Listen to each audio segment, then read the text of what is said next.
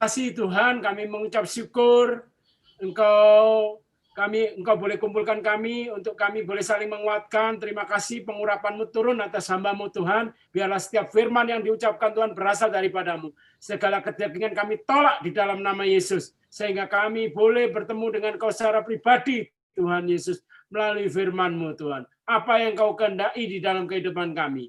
Dalam nama Yesus kami berdoa. Haleluya. Amin. Ya, terima kasih. Saya dengar kesaksian-kesaksian yang begitu luar biasa ya. Kita ini pandemi, tapi tidak ada satupun wajahnya yang pandemi ini. Ini keluar wajahnya wajah pemenang semua. Yang keluar dari persoalan yang sudah menang ya. Kalau kita belum menang saudara, yang keluar dari mulut kita ini keluhan-keluhan, saya percaya itu.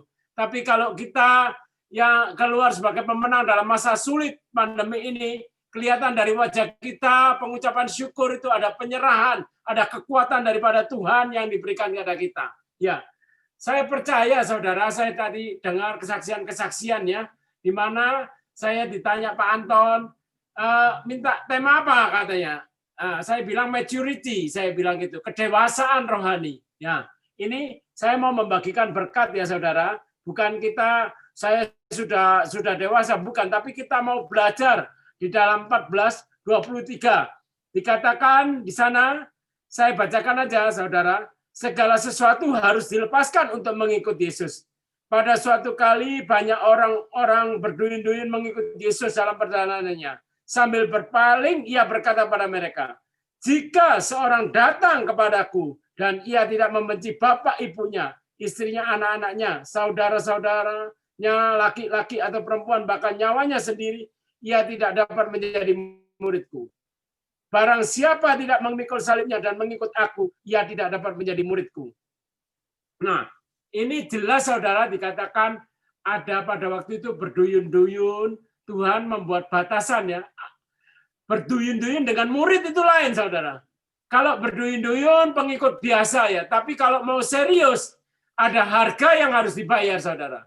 Harga yang harus dibayar itu apa? Yaitu membenci bapak, ibu, saudaranya, laki-laki, perempuan, bahkan anak-anaknya, istri dan anak-anaknya, bahkan nyawanya sendiri. Pada waktu saudara saya dengar ini, saudara, pada waktu bertobat saya tanya dengan pendeta saya katakan, loh ini kok aneh ya Pak ya? Ini kok ayat kita disuruh membenci bapak, ibu ini, gimana ini? Ya toh. Tapi pendeta saya itu begitu bijaksana, dia mengatakan bahwa yang kamu belum mengerti, kamu tinggalkan dulu. Nanti kalau kamu sudah waktunya mengerti lah, kamu bisa mengerti. Dia bilang gitu. Nah, memang saudara, pertumbuhan iman itu perlu melalui proses-proses. Saya ingat pada waktu satu persekutuan itu ada pendeta Daniel Alexander membawakan firman, saudara. Dia mengatakan bahwa orang Kristen itu perlu bayar harga di mana ada penderitaan, ada proses. Waduh, saya waktu itu bertobat baru berapa bulan, saudara. Dan saya membawa misanan saya yang jiwa baru, yang saya bawa ke sana untuk saya kenalkan dengan Tuhan. Waduh, saya dengar itu, saudara, saya tidak bisa terima, saudara.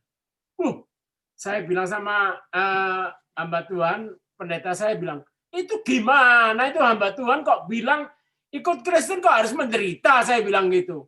Yang benar aja, kalau menderita ya orang mana mau jadi orang Kristen, saya bilang begitu. Ya. Terus dia tanya sama saya, siapa itu yang pendetanya yang bawa firman? Oh, pendeta apa itu evangelis Daniel Alexander. Loh, itu hamba Tuhan bagus katanya gitu. Lah, saya tapi tidak mau terima, saudara. Tapi memang benar, saudara. Begitu saya mengalami sendiri, itu baru saya mengerti apa arti daripada mengikut Kristus dan apa daripada ayat yang bahwa pada waktu kita menjadi murid itu harus segala sesuatu dilepaskan. Kalau enggak, kalau kita baca terus saja, di sana Tuhan itu merumpamakan kita mengikut Tuhan itu seperti membangun rumah, membangun menara, saudara. Kita harus siap-siap untuk menghitung. Seperti Pak Yuho yang baru terima Tuhan, ini baru cinta mula-mula, ya kita lihat begitu bagus tadi membawakan pujian luar biasa ya. Tapi nanti ada proses-proses yang dilalui, yang itu harga yang harus dibayar. Nah, Itu kalau harga-harga yang harus dibayar itu Pak Yuhok sudah siapkan. Seperti Tuhan katakan, itu seperti orang perang, ya, seperti orang perang. Kalau kita menghadapi musuh, kita harus menghitung dulu, apakah kita mampu dengan pasukan kita. Nah, pada titiknya Tuhan mengatakan bahwa kalau kita siap pada semua itu, kita akan menjadi seperti garam. Sifatnya asin. Artinya apa, saudara? Setiap kita membawakan kesaksian, itu ada kekuatan yang diberikan. Orang itu bisa dibangunkan, saudara. Tapi kalau kita dalam keadaan kalah, kita dalam keadaan, waduh, ikut Tuhan kok seperti ini. Tuhan mengatakan bahwa garam itu tidak akan kehilangan identitas daripada garam itu. Yaitu apa? Asin. Namanya garam itu ya asin, saudara. Kalau garam tidak asin, Tuhan mengatakan jadi sampah, diinjak-injak orang, dibuang. Demikian juga kalau kita jadi Kristen, kalau kita tidak punya identitas, tidak punya kesaksian yang begitu kuat, kemenangan di dalam setiap proses kita akan jadi garam yang sudah kehilangan asinnya, hambar yang diinjak-injak. Nah, ini saya juga mau saksikan, saudara, di dalam kehidupan saya mengikut Kristus. Ya memang kita pada waktu pertama bertobat, bagaimana saya bersaksi di tempat ini juga, saya mengalami kesembuhan. Tapi ada masa-masa itu diberkati luar biasa ya. Dalam secara finansial kita diberkati begitu luar biasa ya, dari Depsor kita itu mungkin pada waktu itu Surabaya juga termasuk yang paling bagus mungkin ya, omsetnya atau apa ya, waduh kita mengalami kelimpahan. Tapi pada suatu titik, saudara, tahun berapa ya, 94 atau berapa, 96 ya, 96 kita mengalami kebakaran, saudara. Depsor kita itu yang kita punya keluarga itu kebakaran, saudara. Nah, itu ujian pertama, saudara. Kalau lihat seperti itu pada waktu itu, kita lihat di toko itu, kita sudah berdoa minta Tuhan berhenti apinya, tapi enggak berhenti, habis, saudara, habis Depsor itu. Nah, apa yang kita lakukan pada waktu itu setelah kebakaran habis ya? Itu karena tegang ya, di dalam rumah itu karena tegang, kita barusan mengalami suatu musibah, anak itu bisa sakit semua, saudara. Anak saya tiga ya, anak saya 3. Sekarang kan 4, saya ngitung itu sebabnya saya ingatnya waktu itu 3, toh, yang kecil itu belum lahir. Itu langsung bisa sakit, saudara. Nah, pada waktu itu setelah kebakaran, di rumah, kita mengambil gitar, saudara. Saya ngambil, Pak, saya ajak papa saya ada adik saya berdoa, ya. Kita nyanyi, saudara. Kami naikkan syukur padamu.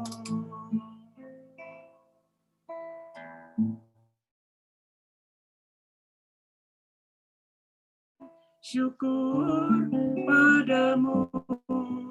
Waduh, ya. Itu hadirat Allah turun, saudara. Itu membuat damai sejahtera. Tapi, saudara, itu kalau di luar Kristen, ya itu orang gila, saudara. Masa orang kebakaran ngucap syukur? Ya, toh. Nah, ini.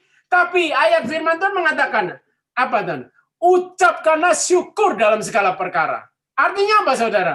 Itu tidak ada di dalam firman itu mengatakan, kamu ucapan syukur ini, ya ucapkanlah syukur dalam segala perkara. Tapi kalau tokomu, Depsormu kebakaran, kamu boleh tidak mengucap syukur. Tidak ada, saudara, ayatnya. Ternyata tidak ada pengecualian. Demikian juga kalau gini, ucapkanlah syukur dalam segala perkara. Tapi kalau pandemi yang membuat kita drop ekonomi finansial, kamu boleh tidak mengucap syukur. Tidak ada, ternyata, saudara. Jadi di dalam firman itu mengatakan, ucapkanlah syukur dalam segala perkara. Ya, berdoalah, karena damai sejahtera yang melampaui segala akal dan pikiran itu akan menguasai hati dan pikiranmu. Nah, itu yang luar biasa, saudara. Begitu yang kita pada waktu kita mengalami musibah, kita meninggikan Tuhan, saudara. Kita mengucap syukur, kita meminta Tuhan, kita berdoa. Kita berdoa pada waktu itu berdoa. Tuhan, kita tidak mengerti, Tuhan, apa yang terjadi, kenapa kok bisa kebakaran. Tapi kami percaya di dalam firman-Mu, sebab aku ini mengetahui rancangan-rancangan apa yang ada padaku mengenai kamu, yaitu bukan rancangan kecelakaan, tapi masa depan yang penuh harapan dan damai sejahtera. Itu yang kita pegang, saudara. Bahwa apapun yang terjadi di dalam keluarga kita, apapun itu, Allah tidak punya rancangan kecelakaan, tapi masa depan yang penuh harapan dan damai sejahtera. Ya, besok, saudara, kita adakan apa? Syukuran. Kan aneh, saudara. Kebakaran mengadakan syukuran besok, saudara. Yang diundang siapa, saudara? Seluruh penghuni daripada mal itu, saudara. Kita undang semua, saudara. Itu yang penghuni mal-mal itu diundang semua, diajak syukuran, saudara. Ini habis kebakaran, saudara. Jadi mereka ini dulu yang nentang-nentang, ya kalau diinjili kita ajak ke full gospel, ayo datang ke full gospel. Mereka ngejek-ngejek. Tapi mereka ini, setiap orang yang mengalami musibah yang membuat syok itu, mereka jadi rasa percaya diri itu goncang, saudara. Pada waktu goncang, itu gampang kita masuk. Karena mereka juga bingung kan, butuh pegangan. Nah, pada waktu kita undang mereka datang, saudara. Ya, saya ingat Dr. Budiono pada waktu itu masih sebagai apa ya? Sebagai mungkin RP-nya di Jawa Timur, Dr. Budiono. Kalau teman-teman yang lama-lama, Pak Ogan, mungkin Pak Denny tahu pasti itu Dr. Budiono itu ya tahu. Nah, Dr. Budiono membawakan firman Tuhan. Mereka itu yang baru-baru datang itu mereka dikuatkan ya, yang mengalami musibah. Nah, saudara, ini yang namanya di dalam Tuhan, Tuhan mengatakan mengikut Tuhan itu harus dilepas segala sesuatu. Kalau kita tidak siap, saudara, apa yang terjadi, saudara? Kalau kita mengikut Tuhan dan kita sudah punya agenda, ya seperti yang saya katakan, yang saya pada waktu pertama, saya kan mikirnya ikut Tuhan itu mengalami kesembuhan, berkat ditambah, ya toh semua yang enak-enak itu, saudara. Ya toh semua yang. Tapi kenyataannya tidak seperti itu, saudara. Kenyataannya itu kita ada proses yang kita hadapi.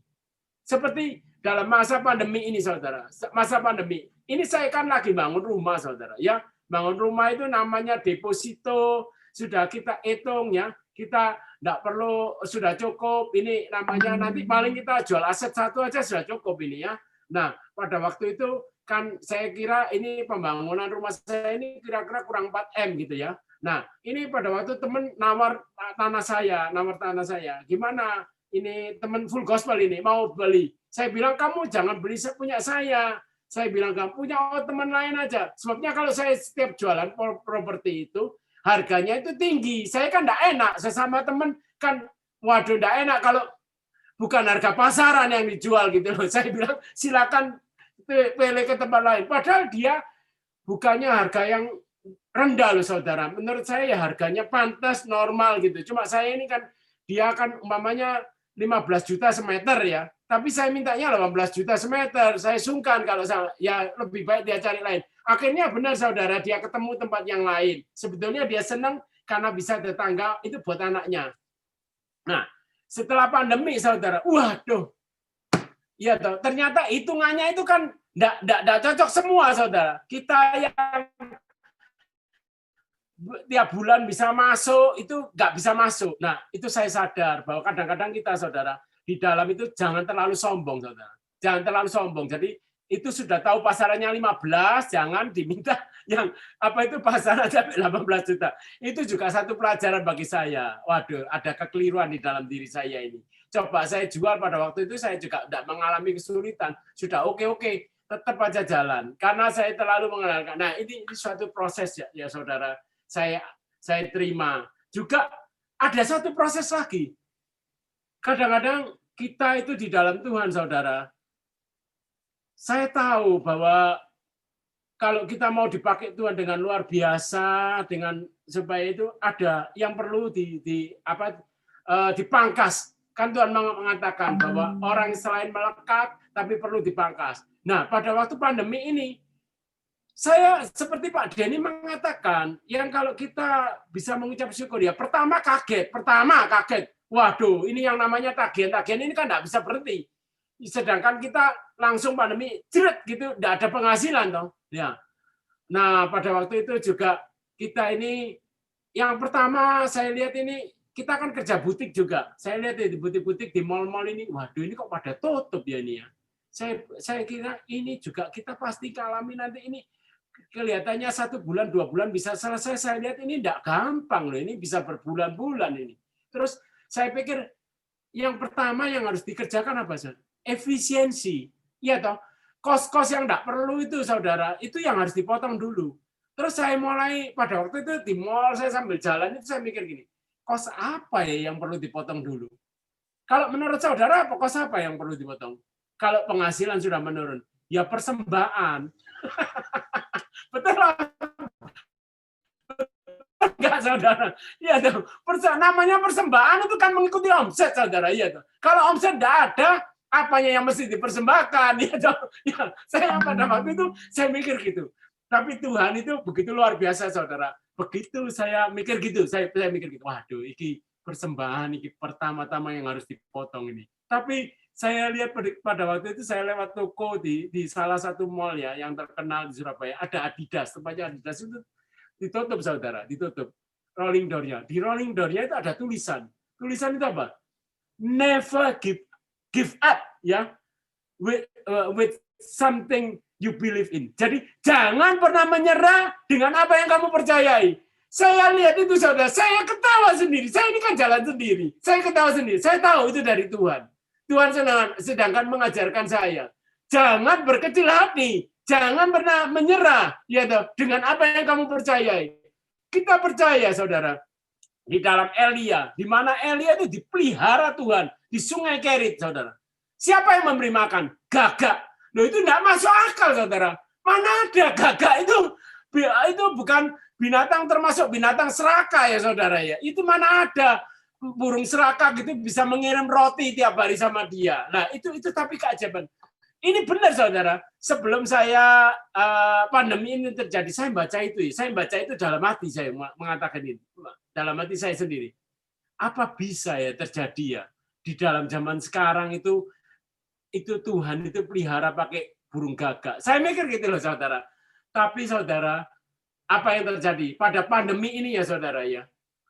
Kita ini, nah ini kakak istri saya, ini kan masak-masak. Saya bilang, masakanmu ini enak loh. Saya bilang, kamu ini bisa jual loh.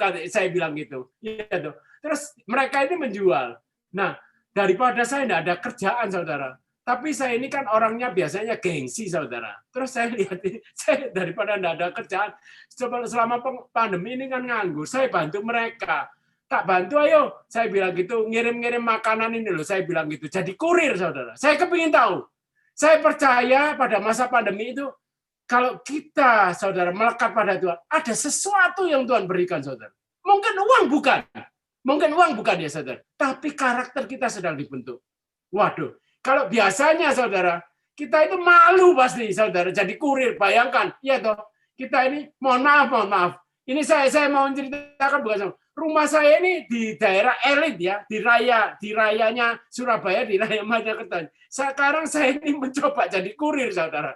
Nah, ini saya ngirim di gang-gang itu, kadang-kadang ngirim satu ini karena untung satu itu 10.000. Saya coba membantu mereka. Jangan sampai kena parkir. Jadi saya ini parkirnya jauh jalan, saudara. Ya, ini merupakan suatu proses karakter, saudara.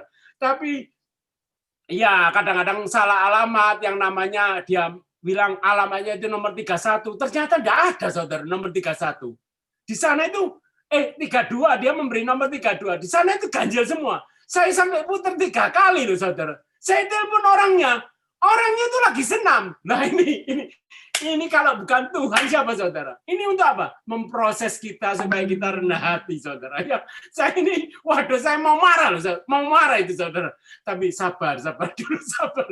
Ternyata itu jadi nomor 31, itu 32 itu adalah nomor 31, ya. Itu juga salah satunya. Tapi ada lagi, saudara, ya. Ini saya ceritakan bagaimana pandemi ini Tuhan itu memberikan sesuatu yang luar biasa. Kelihatannya ya kalau kita lihat dari luar enggak, tapi kalau kita dari dalam, kalau kita setiap mengalami musibah dan kita mengalami sesuatu yang tidak enak seperti saya kebakaran, kita boleh mengucap syukur. Saya tanya pada Tuhan apa? Oh ya, setiap saya lewat di depsar saya itu dilewat di jalan Blauran itu saya tanya, apa? Oh ya Tuhan, ya kok kobong ya Tuhan? Apa kok kobong? Saya tanya, kok kebakaran? Ini beberapa teman di Jakarta pasti tidak ngerti kobong ya, saudara ya. Apalagi Pak Yoyo mungkin tidak ngerti kobong, yang dari Cirebon mungkin ngerti kobong ya. Nah itu kebakaran. Nah ternyata tuh saya mengerti pasti ada sesuatu yang Tuhan berikan. Tidak mungkin Tuhan itu memberikan sesuatu yang enak. Itu pasti ada, saudara.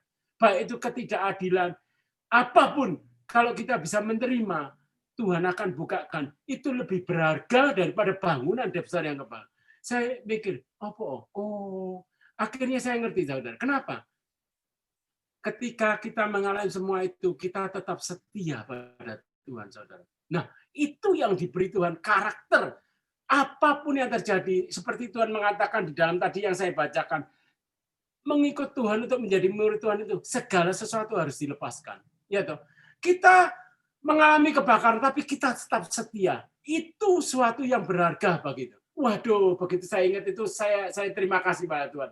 Tuhan, biarlah Engkau buat seluruh keturunan saya, baik anak-anak cucu-cucu saya ini, apapun yang terjadi ini, apapun di dalam kehidupan mereka yang mereka alami itu, boleh tetap setia padamu Tuhan. Nah, itu yang saya minta, saudara. Nah, itu saya juga cerita sama anak saya juga. Coba kamu lihat ya, ini di dalam keluarga kita pernah mengalami Dev Store kita itu kebakaran, tapi tetap kita setia. Itu yang akan diberikan Tuhan pada kita. Nah, ya, saya kembali, saudara, pada perendahan lagi di kurir itu, saudara. Ya, saya katakan, ini kenapa saya cerita ini yang enggak enak, saudara. Kalau saya cerita yang enak-enak itu banyak sudah, ya. Tapi yang di sini kan bercerita tentang maturity, kedewasaan. Kedewasaan itu perlu proses. Jadi yang saya ceritakan ini yang enggak enak aja, supaya kita apapun yang terjadi, sifat garam kita sebagai orang Kristen itu tetap bisa memberkati orang lain. Nah,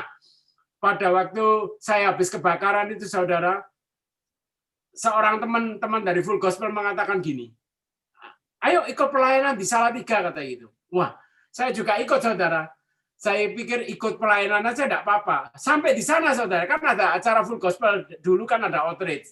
Terus dia mengatakan gini sama saya, kamu yang saksi ya? Waduh, saya kaget, saudara. Dia bilang minta saya saksi, saudara. Saya bingung. Loh, gak keliru ini. Saya diminta saksi. Wong saya ini habis kebakaran. Iya, kalau tadi Pak Yuhok bilang saksi itu buka kafe, kopi, ya ada pandemi, masih ada penghasilan, ya toh. Terus tadi Pak siapa ya tadi Pak tadi yang ada di Singapura ya, bagaimana sembuh ya, otaknya enggak sempat ternyata sudah kempes ya, dibuka tapi yang 10 jam jadi 5 jam, semua haleluya. Nah, kalau saya saksi kebakaran, apa orangnya haleluya? Ya, apa yang harus disaksikan?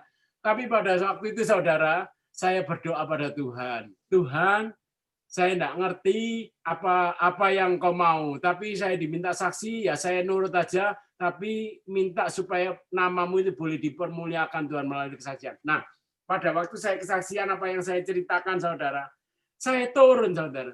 Ternyata orang-orang itu banyak yang nyalami saya, saudara. Waduh kok, orang yang mengatakan apa? Waduh kok aku ini mengalami pencobaan kok, mengalami musibah. Tapi lek dihitung musibahmu iki kok gak ono apa-apa nih kok. Jadi ternyata, saudara. Jadi saya percaya, saudara, apapun yang kita alami, kalau di dalam hati kita rindu untuk memuliakan Tuhan, kita pasti bisa menjadi berkat. Kita bisa saling menguatkan, saudara. Ya, tadi Pak Denny tadi cerita sama saya kesaksian bagaimana dia pernah sampai diproses Tuhan, ya makan pun susah, tapi pernah mengalami mujizat, bahkan STNK diberikan Honda Accord yang baru. Ya, nah itu luar biasa ya, kesaksian luar biasa. Tapi yang saya katakan, saudara, ya kalau di dalam tidak saya ceritakan bahwa pendewasaan itu perlu, saudara, dan pertolongan Tuhan itu luar biasa lah, saudara. Ya setelah kita itu dari Dev Store, ya kita dari Dev Store ini kita beralih ke developer, ya kita bangun ruko-ruko di mana ini di Bali, saudara, dibangun ruko di Bali. Nah pada waktu itu, saudara, ini saya lihatkan bagaimana Tuhan itu bekerja, ya tidak pernah meninggalkan kita. Nah pada waktu kita kan kongsi, pada waktu kongsi itu naik mobil kita biasa ya. Namanya suatu pekerjaan dimulai, kalau belum ada untung, pasti kita itu pada ngirit, naik mobil. Kalau sudah ada untung, ya naik pesawat, enggak apa-apa. Ini mohon maaf, ini sifatnya orang Chinese itu begitu. Kalau belum untung, apapun dikerjakan seefisien mungkin, ya. Bila perlu kurir nih, jadi dikuriri sendiri. Itu sifat kita, ya. Kalau sudah berhasil, ya lain lagi. Nah, pada waktu itu saya ingat, saudara, naik mobil pada waktu di Gilimanuk, di Ketapang sampai Gilimanuk kita kan naik ferry, saudara. Nah, semua teman-teman keluar, saya tinggal 2 orang, kita kongko-kongko di dalam sambil tipnya dinyalakan. Sampai di Gilimanuk, saudara, ternyata karena kita ini lupa nyalakan, kalau kita pasang tape atau apapun tanpa mesin dinyalakan kan makan arusnya aki. Sampai di penyeberangan sudah selesai, ternyata mobil kita tidak bisa dinyalakan, saudara. Akinya mati. Waduh, saudara, itu didorong, saudara. Didorong sama orang, dikeluarin. Kenapa? Namanya ferry ini kan mau kembali lagi. Dari Gilimanuk kan mau ke Tabang lagi. Kalau kita ngikut lagi, ya kembali di dalam ferry. Jadi mobil kita didorong, saudara. Itu jam apa? Kejadiannya jam 2 malam, saudara. Bayangkan, namanya jam 2 malam itu enggak ada warung buka, enggak ada bengkel buka, enggak ada apa-apa buka, saudara. Yang ada apa, saudara? Yang ada tetap surga yang buka, saudara. Surga itu buka 24 jam. Pada waktu kita mengalami kesulitan, di mana warung bengkel enggak buka, surga masih buka, saudara. Nah, itu kita doa. Namanya kalau manusia sudah kepepet, itu enggak ada jalan, jalannya satu apa? Doa. Pada waktu itu kita doa, kita mikir, gimana ya ini? Terus saya ini berbahasa roh dengan teman ini. Tiba-tiba, saudara, ketika kita bahasa roh, kurala masyaallah, terus kita itu ingat, loh, air panas. Kita ingat, bisa saya dengan teman itu bisa ngomong air panas. Maksud kita itu kalau ada air panas kan sil akinya itu bisa disiram itu loh, saudara. Bisa disiram dieselnya itu loh, saudara. Tapi jam 2 malam, saudara, warung pun tidak ada yang buka, saudara. Tapi Tuhan itu luar biasa, saudara. Tidak ada barang yang besar. Saudara, pada waktu itu, saudara, ada orang yang naik sepeda, saudara. Bawa ceret, saudara. Loh, di depan mobil ini loh. Naik sepeda bawa ceret, saudara. Loh, kita lihat, kita turun cepat-cepat. Loh, Pak, Dek, itu apa? Itu agak orang muda, saudara. Air panas gitu. Loh, waduh, kita langsung gitu. Boleh kita minta ya, kita beli gitu loh. Kita kasih uang 5.000 pada waktu itu. Kejadiannya itu langsung dia mengizinkan, saudara. Kita buka kapnya mobil, kita siram dieselnya itu di mobil itu starter, saudara. Langsung nyala, saudara. Waduh, Tuhan itu luar biasa, saudara. Itu makanya di dalam Tuhan itu tidak ada jalan buntu, saudara. Nah, pada waktu itu, saudara ya, setelah kita jalan, saya itu seperti Tuhan itu ngomong gini, saudara, bahwa nanti kamu dalam mengerjakan ruko ini kamu mengalami hambatan seperti ini, tapi jangan khawatir, aku akan menolong kau. Iya, ternyata benar, saudara. Dalam perjalanan kita membangun ruko itu, saudara, ada hambatan izin sampai 1 tahun, saudara. 1 tahun izin itu tidak keluar, saudara. Tapi ternyata Tuhan itu begitu luar biasa. Izin tidak keluar itu Tuhan itu menempatkan timingnya. Karena pada waktu itu kita membangun ruko itu tahun 98. Ingat, saudara, pada waktu tahun 98 itu namanya bunga bank itu sampai 70%. Ingat, saudara ya, ada yang 70, 60, 70% tuh. Itu, saudara, kalau bangun ruko, biarpun ruko saudara jadi nggak bakalan laku, saudara. Kenapa? Duitnya orang itu semua ditaruh di bank. Ya dong, bunganya 60-70%. Tapi setelah setahun lewat, saudara, bunganya itu kembali normal 15-16%. Nah, pada waktu itu orang duitnya bertumpuk-tumpuk, yang duitnya mau diinvestasikan kemana. Jadi saya melihat itu tangan Tuhan bekerja itu, makanya di dalam mengikut Tuhan. Percaya, pada waktu kita mengalami suatu penantian atau pandemi, sesungguhnya tidak ada rancangan kecelakaan di dalam kita. Ada sesuatu yang hendak Tuhan janjikan, yang Tuhan berikan di depan kita. Percaya. Dan Tuhan, di dalam Tuhan, tidak ada yang mengatakan Tuhan itu mengatakan, waduh, kalau yang macam pandemi ini saya tidak bisa menolong. Tidak ada, saudara. Ya, saya lihat ini, saya walaupun di masa pandemi ini, saudara, di masa pandemi ini, selain saya jadi kurir ya, saudara ya, yang saya ceritakan tadi, ada yang saya ceritakan ini ngasih alamatnya lucu, yang di tikungan saya sudah muter-muter 3 kali tidak ada. Loh, ini apa alamatnya ini? Saya lihat di Google, ternyata di tikungannya dia ikut, ya jadi itu yang dia berikan Kapasari 1A. Dia ikut jalan ngaglek, saudara. Jadi saya memutar dari pojok ke pojok itu 3 kali tidak ketemu, saudara.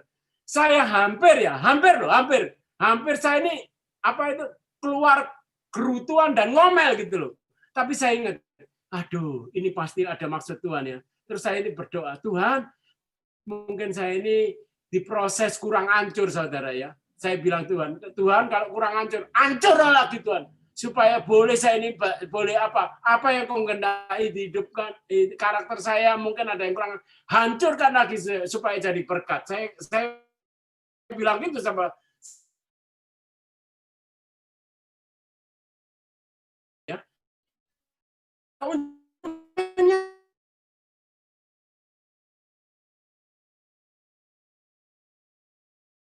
Karena tiap hari itu kan ada bikin masakan ya saudara.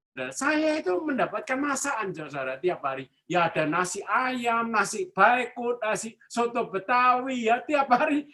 Itu makanan mewah ya, makanan mewah yang tiap hari dikirim tanpa bayar saudara. Karena saya kan nolong jadi kurir. Jadi saya dikasih makanannya sekeluarga ini tadinya ya. Itu Tuhan itu begitu luar biasa. Kalau dalam keadaan biasa ya kita mikir, saya ini sampai ngomong-ngomong sama istri saya ya. Kita ini loh ya, ini kalau bukan Tuhan siapa ya? Kita ini kalau bukan Tuhan ya, saya ini mau jadi kurir, saya bilang gitu. Ya, kita kan keluar kadang-kadang kan keluar sombongnya, iya dong, keluar sombongnya. Tapi karena Tuhan kita bisa merasakan. Tapi kalau kita percaya